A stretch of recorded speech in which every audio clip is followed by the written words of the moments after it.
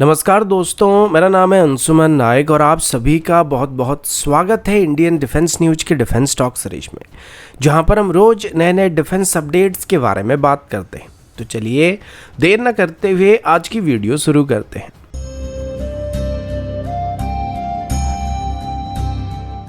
आज की पहली अपडेट SU-57 की तरफ से है। आप सभी को पता होगा कि एरो इंडिया शो के दौरान ऑफिशियली भारत को भी SU-57 को ऑफर किया गया। इसके साथ रशिया की तरफ से अपनी स्टेल्थ क्रूज मिसाइल और 5th जनरेशन एरो इंजन को भी भारत को ऑफर किया जा चुका है। इस बीच अभी रोस्टेक कॉर्पोरेशन की तरफ से बात बताया जा रहा है कि अगर भारत SU-57 को खरीदता है तो इसे रशिया लोकल प्रोडक्शन के अंदर भारत में मैन्युफैक्चर करने वाला है, और अगर भारत इसको खरीदता है तो HAL की एग्जिस्टिंग सुखोई मैन्युफैक्चरिंग फैसिलिटी में ही इनको मैन्युफैक्चर किया जा सकता है। इसके लिए HAL को कोई बहुत ज़्यादा इंफ्रास्ट्रक्चर डेवलप करने की जरूरत नहीं पड़ेगी। HAL की नासिक फैसिलिटी में पहले से ही Su-30 MKI फाइटर जेट की प्रोडक्शन चल रही थी और 220 से ज़्यादा सुखोई 30 MKI एयरक्राफ्ट यहाँ पर असेंबल किए गए थे। रोस्टेक के मुताबिक Su-30 MKI बनाने वाले कई टूल्स और मशीनरीज हैं जिनको SU-57 को मैन्युफैक्चर करने के लिए इस्तेमाल किया जा सकता है, जिससे प्रोडक्शन काफ़ी आसान हो सकता है और इससे SU-57 की लोकल मैन्युफैक्चरिंग प्रोसेस भारत के लिए काफ़ी कॉस्ट इफेक्टिव भी पड़ने वाला है। रोस्टेक कॉर्पोरेशन ने यह भी कंफर्म किया कि अगर भारत SU-57 का लाइसेंस प्रोडक्शन के लिए राजी होता है और इसको खरीदता है तो वो SU-57 की कंप्लीट टेक्नोलॉजी को भारत के साथ शेयर करने वाले हैं, और ये एक ऐसा ऑफर होने वाला है जो कि आज तक किसी भी 5th जनरेशन फाइटर जेट के साथ किसी भी देश को ऑफर नहीं किया गया। और अगर भारत अभी SU-57 को एक्वायर करने के बारे में सोचता है तो इससे भारत को आगे चल के कई फायदे हो सकते हैं, जिसमें 5th जनरेशन फाइटर जेट की मैन्युफैक्चरिंग से लेकर इसकी मेंटेनेंस तक सभी एक्सपीरियंस भारत के इंजीनियर्स और टेक्नीशियंस को मिलने वाले, जो कि एमका की प्रोडक्शन में काफ़ी काम आ सकता है। और अभी वैसे भी एमका 2035 से पहले प्रोडक्शन में एंटर नहीं करने वाला है और तब तक पाकिस्तान और चाइना के पास 5th जनरेशन फाइटर जेट मौजूद होने वाले, तो ये ऑफर भारत के लिए गेम चेंजर साबित होने की उम्मीद किया जा रहा है। अगला update Tata advance system limited के द्वारा पेश किए गए एक नए अनमेन्ड एरियल सिस्टम की तरफ से है। टाटा एडवांस सिस्टम ने एरो इंडिया शो के दौरान अपनी एडवांस लॉइटरिंग मुनिशन सिस्टम को लॉन्च किया है, जो अनमेन्ड एरियल वॉरफेयर में गेम चेंजर साबित होने की बात की गई है। ये long range autonomous suicide drone high altitude operation के लिए स्पेशली डिजाइन किया गया और इसको फॉरवर्ड लैंडिंग ग्राउंड से डिप्लॉय किया जा सकता है, जो इंडियन आर्म फोर्सेस को एक बहुत ही टैक्टिकल एडवांटेजेस को प्रोवाइड कर सकता है। ASL-250 को स्ट्रेटेजिक रीजन में डिप्लॉय करने के लिए तैयार किया गया, जहां terrain operational demand specialised equipment की डिमांड करते हैं। 250 किलोमीटर से ज्यादा रेंज के साथ ये सिस्टम 10,000 फीट से भी ज्यादा की ऊंचाई में इफेक्टिवली ऑपरेट कर सकता है। इसकी एक क्षमता इसे लद्दाख जैसे हाई एल्टीट्यूड एरिया के लिए आइडियल बनाती है, जो चाइना के साथ भारत की सीमा पर स्थित है। वहां के कठिन और ऊंचाई वाले टेरेन ट्रेडिशनल सिस्टम के लिए एक बड़ा चैलेंज क्रिएट करते हैं, लेकिन ASL-250 को इन चैलेंजेस को फेस करने के लिए स्पेशली डिजाइन किया गया है। ASL-250 advance precision targeting capabilities के साथ इक्विप्ड होने वाला है, जो इसे एंटी टैंक वॉरफेयर या अन्य मिलिट्री ऑपरेशंस के लिए स्पेसिफिक टारगेट को हाई एक्यूरेसी के साथ हिट करने में सक्षम बनाता है। इसकी ऑटोनोमस मोड इससे इंडिपेंडेंट तौर पर ऑपरेट करने की क्षमता देती है, चाहे एनवायरनमेंट के अंदर ट्रेडिशनल GPS सिस्टम को जैम किया गया हो या फिर अनअवेलेबल हो। ये फीचर ASL-250 को हाईली कंटेस्टेड ऑपरेशन एनवायरनमेंट में भी इफेक्टिवली ऑपरेट करने की क्षमता देता है, जहां दुश्मन के फोर्सेस नेविगेशन और टारगेटिंग सिस्टम को डिसरप्ट करने की कोशिश करते हैं।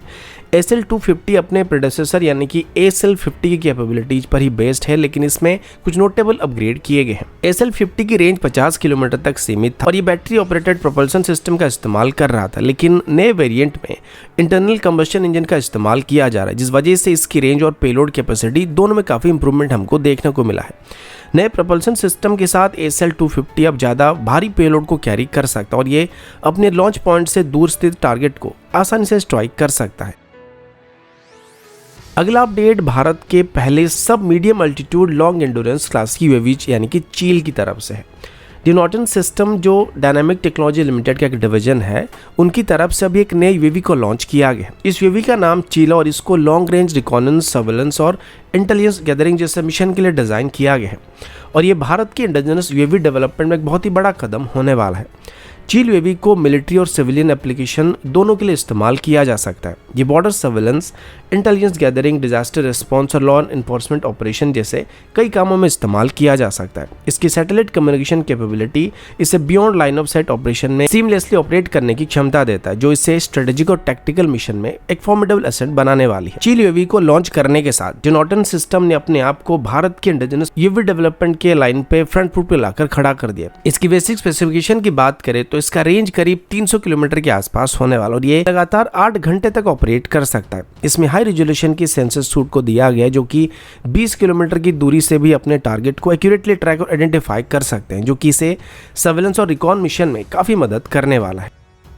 अगला अपडेट भी ड्रोन्स को लेकर, और अभी हम भारत की ड्रोन टेक्नोलॉजी के सेक्टर में एक बहुत ही बड़े डेवलपमेंट के बारे में बात करने वाले हैं। बेंगलुरु बेस्ड स्टार्टअप कंपनी स्कैंडोन ने एरो इंडिया शो के दौरान कार्गो मैक्स 20 KLC ड्रोन को अनवील किया, जो अब तक का भारत का सबसे ताकतवर कार्गो ड्रोन होने वाला है। ये ड्रोन भारत की एरोस्पेस और डिफेंस टेक्नोलॉजी में सेल्फ रिलायंस की दिशा में एक नया चैप्टर शुरू करने वाला है। कार्गो मैक्स कोई कॉमन ड्रोन नहीं है, बल्कि एक fully autonomous aerial logistic platform है जो 200 किलोग्राम तक की इंप्रेसिव पेलोड को कैरी करने की क्षमता रखता है। इस ड्रोन का primary use defence logistic, commercial logistic और डिजास्टर रिलीफ ऑपरेशन होने वाला है। ये ड्रोन मिलिट्री लॉजिस्टिक को मैनेज करने का तरीके में क्रांति ला सकती है, खासकर चैलेंजिंग टेरेन में लॉजिस्टिक को डिलीवर करने के लिए ये एक धमाकेदार सोल्यूशन ऑफर करने वाला है। ऑपरेशन के लिए खासकर रिमोट या हार्ड टू रीच एरियाज में कार्गो मैक्स ड्रोन सामान को ट्रांसपोर्ट करने का एफिशिएंट तरीका प्रोवाइड करता है, जिससे डिलीवरी टाइम को कम करने के साथ साथ ऑपरेशनल एफिशिएंसी को इंक्रीज किया जा सकता है।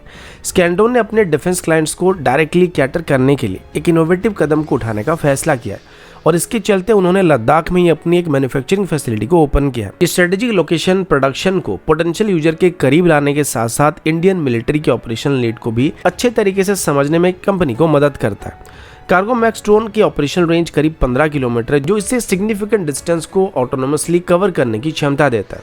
ये ड्रोन 6000 मीटर की ऊंचाई तक ऑपरेट कर सकता है, जो इसे हिमालयन रीजन में और अन्य हाई एल्टीट्यूड जोन के लिए सुइटेबल बनाती है। ये ड्रोन डेजर्ट कंडीशन में, हाई एल्टीट्यूड एरिया में और नेवल एनवायरनमेंट में ऑपरेट कर सकता है, जो स्कैंडोन की अडेप्टेबिलिटी टेक्नोलॉजी को बनाने की कमिटमेंट को दर्शा रहा है। और आगे चल के इंडियन आर्मी में इसकी इंडक्शन होने के चांसेस काफी ज्यादा लग रहे हैं, क्योंकि पिछले साल ही इंडियन आर्मी की तरफ से 100 से 200 केजी कैटेगरी की पेलोड कैपेसिटी वाले ड्रोन को डेवलप करने के लिए इंडियन प्राइवेट सेक्टर कंपनियों को कहा गया था।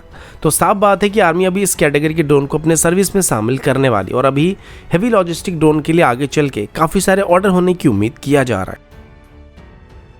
अगला अपडेट तेजस मार्क 2 की तरफ से है। एरो इंडिया शो के दौरान एडी के ऑफिशियल्स ने बात कंफर्म किया कि हिंदुस्तान एरोनॉटिक्स लिमिटेड अगले 2 से 3 सालों में तेजस मार्क 2 के 4 प्री प्रोडक्शन प्रोटोटाइप को रोल आउट करने वाली है और pre production unit aircraft development और सर्टिफिकेशन प्रोसेस में एक मेजर रोल को प्ले करने वाले हैं और 2029 तक प्रोडक्शन क्लियरेंस का रास्ता खोलने वाले हैं। एडी ऑफिशियल्स के मुताबिक तेजस मार्क 2 प्रोटोटाइप के टेंटेटिव रोल आउट डेट कुछ इस प्रकार है। पहला प्रोटोटाइप 2025 के एंड तक रोल आउट किया जाएगा, दूसरा प्रोटोटाइप लेट 2026 में, तीसरा प्रोटोटाइप मिड 2027 तक और चौथा और अंतिम प्रोटोटाइप 2027 के एंड में या 2028 की पहले क्वार्टर में अनवील किया जाएगा। ये चौथा प्रोटोटाइप प्री प्रोडक्शन फेज का अंतिम कदम होने वाला है। एडी के ऑफिशियल्स की तरफ से ये भी बताया गया कि तेजस मार्क 2 के दूसरे प्रोटोटाइप के आने के बाद इसकी एक्सटेंसिव वेपन ट्रायल को शुरू कर दी जाएगी और 2026 से इसको स्टार्ट किया जाएगा।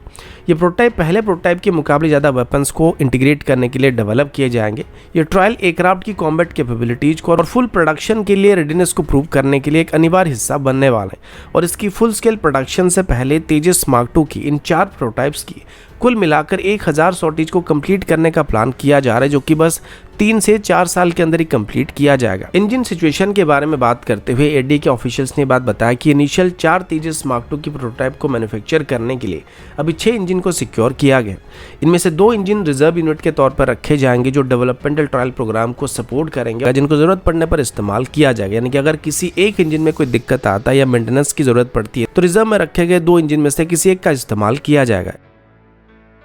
अगला अपडेट भारत के 5.5 जनरेशन फाइटर जेट यानी कि एडवांस मीडियम कॉम्बैट एयरक्राफ्ट के लिए डेवलप किए जाने वाले नए एरो इंजन की तरफ से है। गैस टरबाइन रिसर्च एस्टेब्लिशमेंट यानी कि GTRE के ऑफिशियल्स ने मीडिया के बाद बताया कि अभी इस नए इंजन के डेवलपमेंट के बारे में डिस्कशन चल रहे हैं और मेजर एरोस्पेस कंपनीज के साथ इसको लेके बातचीत किया जा रहा है और अभी वेंडर सिलेक्शन का फाइनल डिसीजन जल्द ही एक्सपेक्ट किया जा रहा है। GTRE के ऑफिशियल्स के मुताबिक global aerospace giant Rolls Royce और सफरान के साथ अभी इंजन की नेगोशिएशन वगैरह काफी एडवांस स्टेज में पहुंच चुकी है।